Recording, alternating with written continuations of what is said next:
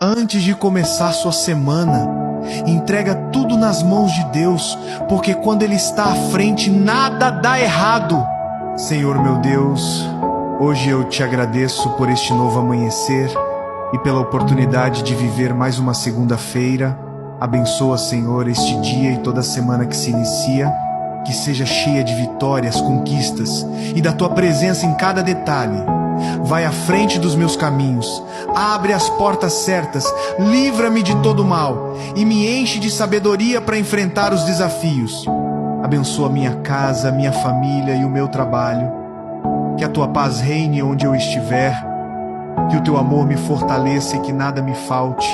Que esta semana seja marcada por boas notícias, recomeços e milagres vindos do céu. Se você crê que Deus vai abençoar sua segunda-feira e toda a sua semana, escreva amém e compartilhe essa oração para espalhar fé e esperança.